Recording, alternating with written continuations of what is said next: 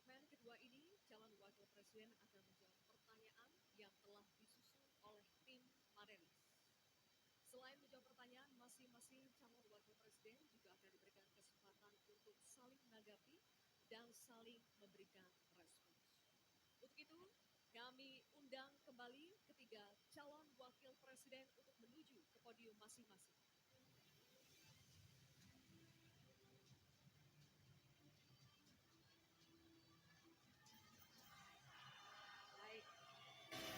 Baik, cukup. Kami ingatkan kembali kepada seluruh hadirin untuk menjaga ketertiban selama acara debat ini berlangsung. Kita berikan kesempatan waktu kepada ketiga calon wakil presiden kita untuk konsentrasi. Setuju Bapak Ibu?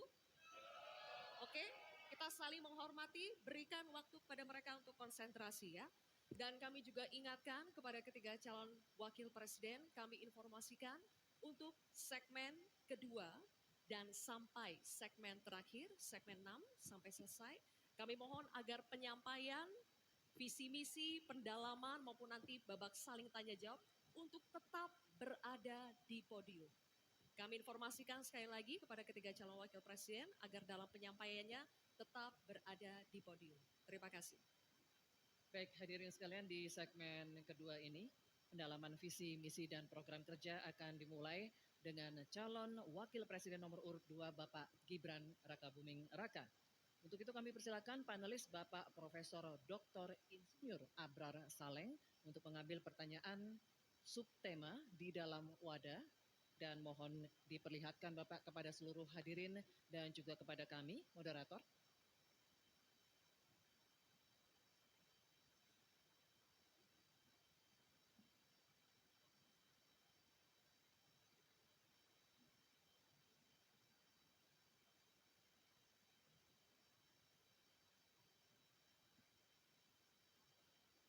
Baik, subtemanya adalah pembangunan berkelanjutan dan lingkungan hidup. Terima kasih Bapak. Kemudian kami persilakan panelis Bapak Dr. Aris Sujito untuk berkenan mengambil undangan daftar pertanyaan dari wadah. Mohon diperlihatkan hurufnya Bapak.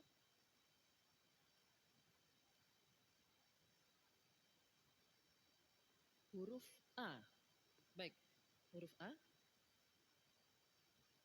Kami akan buka amplop pertanyaannya, masih disegel Bapak-Bapak, dan kami ingatkan juga bahwa kami akan membacakan pertanyaan ini satu kali, mohon didengarkan dengan seksama. Ini pertanyaan untuk calon wakil presiden nomor urut 2 Bapak Gibran Rakabuming Raka. Pembangunan rendah karbon diperlukan untuk mewujudkan net zero emission atau emisi nol bersih tahun 2060 melalui pemanfaatan sumber daya alam yang efisien dan inklusif. Namun praktek pembangunan masih berorientasi pada ekonomi ekstraktif. Pertanyaannya, bagaimana kebijakan paslon untuk mengarus utamakan pembangunan rendah karbon yang berkeadilan? Waktu menjawab 2 menit, Bapak, dimulai saat Bapak berbicara. Silakan. Baik, terima kasih. Jika kita bicara masalah karbon, tentunya kita harus menyinggung juga masalah pajak karbon, carbon storage, dan juga carbon capture. Agenda ke depan tentu kita harus mendorong transisi menuju energi hijau. Kita tidak boleh lagi ketergantungan pada energi fosil, kita dorong terus energi hijau yang berbasis bahan baku nabati, seperti yang saya katakan tadi, bioetanol, bioaftur, biodiesel. Sekarang sudah terbukti dengan adanya B35 dan B40, ini sudah mampu menurunkan nilai impor minyak kita, meningkatkan nilai tambah produksi sawit di dalam negeri, dan juga lebih ramah lingkungan. Sekali lagi, tantangannya di sini adalah mencari titik keseimbangan atau titik tengah. Kita ingin menggenjot hilirisasi industri, tapi kita juga wajib menjaga kelestarian lingkungan. Kita ingin meningkatkan produktivitas petani dan juga sektor maritim, tapi kita juga wajib menjaga keseimbangan alam. Dalam pelaksanaannya tentu AMDAL itu wajib analisa lingkungan juga wajib, sustainability report wajib juga. Dan jangan sampai ada alih fungsi lahan yang sekiranya merugikan pengusaha lokal ataupun masyarakat adat setempat. Sekali lagi, potensi energi baru terbarukan juga luar biasa sekali. Ada energi surya, angin, air, bioenergi, panas bumi, dan kita punya potensi yang besar sekali, 3.686 gigawatt. Terima kasih. Terima kasih Bapak Gibran Raka Buming Raka. Baik, sesinya masih berlanjut, Bapak Ibu. Terima kasih. Kami persilakan sekarang untuk calon wakil presiden nomor urut 3, Bapak Mahfud MD, untuk menanggapi. Waktunya 1 menit dimulai saat Bapak berbicara. Silakan. Baik, terima kasih. Saya sudah menyimak dengan baik meskipun saya agak koreksi sedikit terhadap pertanyaan tadi. Kalau dibilang 5 tahun dari sekarang untuk emisi dan bersih, itu sebenarnya nanti tahun 2060 masih jauh waktunya. Tapi masalah yang kita lihat itu sebenarnya pengelolaan berkelanjutan belum dilakukan. Sebenarnya dulu ada garis-garis besar haluan semesta berencana yang sudah mengatur seperti ini dengan sangat rinci. Waktu tahun 62 atau 61 Presiden mengeluarkan kebijakan itu. Nah, saya sekarang ingin mengatakan kebijakan insentif dan disinsentif ekonomi hijau seperti karbon, pajak limbah, dan sebagainya. Bagaimana Bapak mau melakukan itu? Baik, waktunya habis. Terima kasih. Selanjutnya, calon wakil presiden nomor urut 1, Bapak Muhaimin Iskandar. Kami berikan kesempatan juga untuk menanggapi. Waktunya 1 menit dimulai ketika Anda berbicara. Ya, memang pajak karbon ini salah satu, bukan satu-satunya. Yang paling penting adalah dipersiapkan transisi energi baru dan terbarukan. Sayangnya, pemerintah hari ini tidak serius. Target energi baru dan terbarukan yang mestinya kita harus punya target 2025 berkurang dari 23 justru diturunkan menjadi 17%. Penundaan implementasi pajak karbon dilakukan oleh pemerintah hari ini. Dari tahun 2002 dimundur menjadi tahun 2025. Apanya yang mau dilanjutkan? Karena itu secara tegas harus dilakukan. Implementasi pajak karbon dilakukan secepat-cepatnya sekaligus transisi energi baru terbarukan dijalankan. Baik, waktunya masih ada Bapak. Cukup lanjut. Baik, terima kasih Bapak Muhaimin Iskandar atas jawabannya atau tanggapannya. Selanjutnya, kami persilakan calon wakil presiden nomor urut 2, Bapak Gibran Raka Buming Raka untuk merespons tanggapan dari calon wakil presiden nomor urut 3 dan calon wakil presiden nomor urut 1.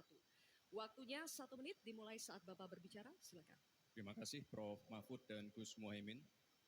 Untuk masalah insentif, komitmen, ini bisa kita kasih contoh yang sudah berjalan saja. Contohnya pembangkit listrik tenaga surya yang ada di Cirata. Itu kan kerjasama dengan PT Masdar dari Uni Emirat Arab. Ini kan juga ada insentifnya, Prof. Ada tax holiday, tax allowance, ada pembebasan biaya modal juga, sehingga akan mendorong perusahaan-perusahaan untuk berinvestasi di bidang transisi energi hijau. Transisi menuju energi hijau ini memang tidak murah, sangat costly, karena beberapa perusahaan memang belum bisa mencapai ekonomi soft skill. Tapi yang jelas adalah komitmen kita pasti akan meningkatkan bauran listrik PLN yang sekarang cuma 20%, ini harus ditingkatkan lagi ke depan. Terima kasih. Baik. Terima kasih Bapak Gibran. Oke, baik, kita selanjutnya akan beralih ke pertanyaan kedua untuk calon wakil presiden nomor urut 3, Bapak Mahfud MD. Kami akan persilakan kali ini panelis Bapak Profesor Dr. Arif Satria untuk mengambil pertanyaan subtema di dalam wadah. Silakan Bapak. Mohon diperlihatkan kepada seluruh hadirin dan juga moderator.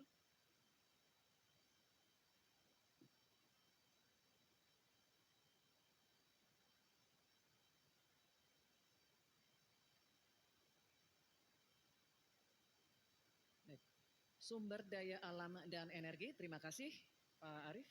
Dan selanjutnya Ibu Dewi Kartika, kami mohon mengambil undian daftar pertanyaan dari wadah. Mohon nanti diperlihatkan huruf yang tertera.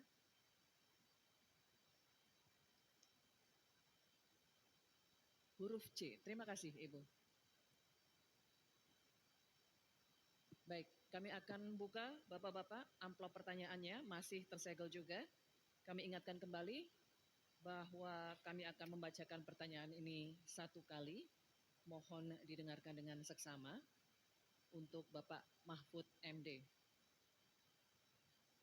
Korupsi pertambangan dan perikanan ilegal serta pembalakan liar masih marak terjadi. Hal ini mengakibatkan kerusakan ekologis di darat dan di laut serta ketidakadilan sosial. Pertanyaannya, bagaimana strategi paslon menanggulangi praktik ilegal tersebut untuk mewujudkan keberlanjutan sumber daya alam? Waktu untuk menjawab 2 menit, Bapak dimulai saat berbicara, silakan. Baik, terima kasih. Sebenarnya persoalan penyelesaian SDA dan energi selalu harus menyeluruh dari hulu ke hilir. Keterbukaan informasi agraria, termasuk kehutanan misalnya. Saya ini punya pengalaman di dalam sidang-sidang yang membicarakan tentang ini misalnya. Informasinya tertutup. Siapa yang punya lahan ilegal di sebelah sana. Ketika dibuat daftar, tidak ada di dalam daftar. Sementara ada masyarakat yang punya data. Ketika ditanyakan, lalu baru ditunjukkan. Jadi penyelesaiannya tidak bisa menyeluruh. Karena kemudian atas nama keterbukaan informasi publik, mereka katakan ini rahasia. Tidak bisa dong. Rahasia itu kan bukan yang tentang data, perampasan tanah-tanah rakyat, kasus-kasusnya di mana, siapa yang menyerobot perkebunan sawit, itu kan harus daftarnya lengkap. Sesudah diselidiki apa yang terjadi di dalam analisis. Wah, itu memang permainnya buruk. Sehingga selalu disembunyikan. Kalau baru orang tahu dikeluarkan satu-satu. Tidak ada penyelesaian yang menyeluruh. Nah, oleh sebab itu, ini menjadi penting bagi kita keterbukaan. Keterbukaan informasi tentang data-data. Kalau kita mau menyelesaikan, data itu menjadi basis untuk penyelesaian. Kita juga pernah, atau kami kalau bicara soal rekam jejak, ya, kita ikut dalam upaya penyelesaian satu peta sebagai rujukan untuk masalah-masalah tersebut. Demikian. Baik, terima kasih Bapak Mahfud MD. Selanjutnya kami persilakan calon wakil presiden nomor urut 1, Bapak Muhaimin Iskandar untuk menanggapi. Ya. Waktu Bapak 1 menit, dimulai ketika Bapak berbicara. Silakan. Selain yang disampaikan Pak Mahfud, salah satu yang memprihatinkan adalah data ESDM itu ada 2.500 tambang ilegal. Sementara tambang yang legal saja tidak membawa kesejahteraan. Dan kita menyaksikan dalam proses penambangan dan bisnis tambang kita, hilirisasi dilakukan ugal-ugalan, merusak lingkungan, ada kecelakaan, tenaga asing mendominasi. Di sisi yang lain juga perkembangan hilirisasi maupun tambang tidak signifikan dengan kesejahteraan masyarakat sekitar. Sulawesi Tengah, pertumbuhan ekonominya sampai sekarang bisa 13%, tinggi sekali. Tapi rakyatnya tetap miskin dan tidak bisa menikmati. Hilirisasi apa yang mau kita lakukan, sementara ilegal juga terus berlangsung. Lanjut, demikian. Terima kasih. Baik. Terima kasih Bapak Muhaimin Iskandar. Selanjutnya, giliran calon wakil presiden nomor urut 2, Bapak Gibran Rakabuming Raka. Kami berikan kesempatan juga untuk menanggapi. Waktunya 1 menit dimulai ketika Anda berbicara. Silakan. Baik, terima kasih Gus Muhaimin dan Prof. Mahfud. Dari pasangan Prabowo Gibran, simpel saja solusinya. IUP-nya dicabut, izinnya dicabut, simpel. Karena sesuai Undang-Undang Dasar 1945 pasal 33 ayat 3 dan 4 dan juga Pancasila sila 4 dan 5, kita ingin sumber daya alam ini dimanfaatkan sebesar-besarnya untuk kemakmuran rakyat. Dan juga kita harus menjalankan Permen Investasi nomor 1 tahun 2022. Intinya kita ingin perusahaan-perusahaan besar ini bisa menggandeng UMKM lokal, pengusaha lokal, jadi mereka tidak besar sendiri, tapi ikut membesarkan warga lokal, pengusaha lokal, dan UMKM setempat. Terima kasih. Masih ada waktu, Pak Gibran? Cukup atau lanjut? Cukup? Baik. Terima kasih. Selanjutnya kita kembali ke calon wakil presiden nomor urut 3, Bapak Mahfud MD. Kami persilakan untuk merespons tanggapan dari calon wakil presiden nomor urut 1 dan 2. Terima kasih. Waktunya 1 menit Bapak, dimulai ketika Anda berbicara. Baik, saya mencatat juga tambang ilegal sebanyak 2.500, tapi juga ada yang lebih dari itu. Dalam 10 tahun terakhir terjadi deforestasi 12,5 hektar hutan kita.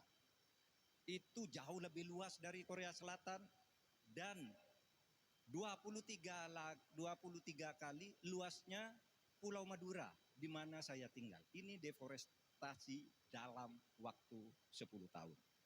Bilang, ya cabut aja iupnya. Nah itu masalahnya. Mencabut iup itu banyak mafianya. Banyak mafianya. Saya sudah mengirim tim ke lapangan. Ditolak. Sudah putusan Mahkamah Agung. Itu begitu. Bahkan KPK seminggu lalu mengatakan untuk pertambangan di Indonesia itu banyak sekali yang ilegal dan itu di-backing oleh aparat-aparat dan pejabat. Itu masalahnya. Baik, terima kasih Waktunya Bapak. habis, Pak Mahfud. Terima kasih. Kita lanjutkan. Baik, kini kita beralih ke pertanyaan untuk calon wakil presiden nomor urut 1, Bapak Muhaimin Iskandar. Kami akan persilakan panelis Bapak Fabi Tumewa untuk mengambil subtema di dalam wadah. Silakan Pak, mohon diperlihatkan kepada hadirin dan juga moderator.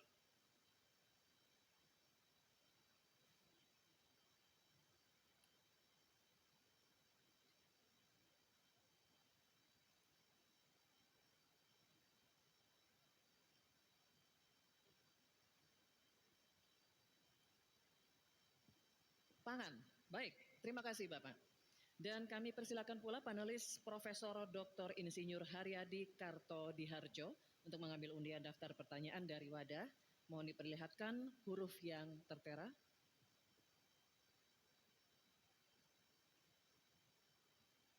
Huruf B. Terima kasih. Pangan huruf B. Baik, Bapak-bapak masih tersegel, kita akan buka. Dan kembali kami ingatkan bahwa kami akan membacakan pertanyaan satu kali, mohon didengar dengan seksama. Ini untuk calon wakil presiden nomor urut 1 Bapak Muhaimin Iskandar. Perubahan iklim ekstrim mengancam produksi pangan dan menurunkan kualitas gizi pangan. Hal ini sangat berpengaruh terhadap kualitas sumber daya manusia serta kecerdasan, imunitas, dan produktivitas. Pertanyaannya, bagaimana strategi paslon untuk menghadapi dampak perubahan iklim terhadap produksi dan kualitas gizi pangan? Waktu menjawab 2 menit, Pak Muhaimin dimulai saat berbicara. Silakan. Saudara-saudara sekalian, tanpa krisis iklim pun persawahan pertanian kita tidak memiliki air dan irigasi yang memadai. Bahkan dia lebih fatal lagi dalam mengadakan pengadaan pangan nasional. Petani tidak dilibatkan dan bahkan hanya melibatkan korporasi. Ini yang harus kita rubah. Kita ingin melihat bahwa potensi petani dan seluruh produk-produknya masih sangat luar biasa. Mulai dari pengadaan lahan yang memadai. Dalam arti lahan-lahan yang ada melalui reformasi agraria. Reforma agraria menjadi prinsipnya. Yang kedua, petani kita harus kita beri pupuk yang cukup dengan harga yang terjangkau. Bahkan banyak petani punya duit sebetulnya tapi pupuknya tidak ada. Bagaimana mungkin? Yang kedua, potensi pupuk organik juga menjadi salah satu bagian penting agar produksi pertanian kita semakin berkualitas. Di sisi yang lain kita ingin program perlindungan gagal tanam gara-gara iklim juga kita berikan supaya petani kita aman, merasa aman dan yakin dengan produksinya. Pengembangan irigasi dan subsidi pupuk tidak bisa dielakkan. Tidak boleh kita melakukan pembiaran petani kita sehingga kita kekurangan pangan, petani kita tidak diberi kesempatan untuk mengisi kekurangan pangan itu. Kualitas pangan kita bergantung juga kemampuan kita memfasilitasi agar petani kita lebih produktif lagi. Dengan cara ini, desa-desa kita libatkan untuk menjadi bagian dari satu kesatuan pengadaan pangan yang berkualitas, sekaligus kita hentikan untuk ketergantungan dari pangan di luar produksi kita sendiri. Baik, terima kasih. Selanjutnya, kami persilakan calon wakil presiden nomor urut 2, Bapak Gibran Rakabuming Raka untuk menanggapi. Waktu Bapak 1 menit dimulai ketika Anda berbicara, silakan. Baik, terima kasih. Enak banget ya Gus ya, jawabnya sambil baca catatan tadi. Kuncinya di sini adalah ekstensifikasi dan intensifikasi lahan. Kemarin, tahun lalu kita sudah bangun pabrik pupuk di Fakfak. Kuncinya untuk meningkatkan produktivitas, ya kita harus genjot kawasan industri pupuk. Kita dekatkan pupuknya dengan lahan-lahan pertaniannya. Kuncinya pupuk, dan pupuk harus didekatkan dengan lahan-lahan pertanian. Otomatis produktivitas akan meningkat. Dan jangan lupa mekanisasi. Kita ingin meningkatkan produktivitas para petani. Pakai RMU, pakai combine harvester, dan juga kita melibatkan generasi muda melalui smart farming. Pakai IoT untuk melihat pH tanah, keasaman tanah, kesuburan tanah, dan juga penggunaan drone untuk penyemprotan pestisida. Terima kasih. Baik, terima kasih. Terima kasih. Baik, kita lanjutkan Bapak-bapak. Oke, selanjutnya. Kita lanjutkan ya Bapak Ibu. Cukup ya. Kita lanjutkan dulu. Selanjutnya giliran calon wakil presiden nomor urut 3, Bapak Mahfud MD untuk menanggapi juga. Waktunya 1 menit Bapak, dimulai ketika Anda berbicara. Silakan. Ya, kan masalahnya itu salah satu yang sering kita dengar, lahan berkurang, petani berkurang. Orang desa tidak mau lagi menjadi petani karena justru rugi. Terkadang kalau mau ingin mendapat pupuk bersubsidi dipersulit bukan main dan harus beli ke tengkulak. Nah di sini problemnya sebenarnya bagaimana penegakan aturan-aturan itu. Kami di Jawa Tengah itu pernah punya program di mana Pak Ganjar waktu jadi gubernur waktu itu membuat 29 badan usaha milik petani yang itu efektif untuk membantu petani saling menolong menggarap tanahnya sehingga dia kerasan di desa. Yang saya tanyakan, kebijakan hukum apa yang akan dilakukan untuk mengatasi masalah ini? Terima kasih. Baik, terima kasih Pak Mahfud MD. Kita teruskan lagi ya. Kita lanjutkan dulu ya. Kita teruskan Kita lagi lanjutkan debatnya. Cukup. Selanjutnya kita kembali ke calon wakil presiden nomor urut 1 Bapak Muhaimin Iskandar. Kami persilakan untuk merespons tanggapan dari calon wakil presiden nomor urut 2 dan 3 yang telah dikemukakan. Waktu Bapak 1 menit dimulai ketika Anda berbicara. Silakan. Terima kasih Pak Gibran. Yang Anda sampaikan hanya mengulang apa yang saya sampaikan. Saya ingin memperdalam lagi bahwa petani kita ini potensinya besar sekali. Jumlah petani kita masih sangat besar. Potensi tanah kita subur masih banyak lagi. Di sisi yang lain, kita juga memiliki apa yang disebut kebutuhan pangan kita, juga pasar yang luar biasa. Nah, dalam konteks ini, antara suplai kita punya potensi, antara permintaan kita juga punya sangat kuat. Oleh karena itu, pemerintah tidak boleh diam. Turun tangan, jangan terlalu normatif mengatasi keadaan. Untuk Pak Mahfud, saya ingin menyampaikan bahwa seluruh perangkat undang-undang yang menyangkut perlindungan petani dan produksi kita sebetulnya lengkap. Tinggal implementasi saja dari seluruh proses hukum yang kita miliki. Kemauan politik, kesungguhan, tidak mengabaikan petani yang penting. Terima kasih Bapak Muhaimin, waktunya habis. Ya. Baik, kan memberikan apresiasi. Bapak Ibu sekalian, tuntas sudah segmen kedua kita. Ini saatnya kita berikan apresiasi kepada ketiga calon wakil presiden kita.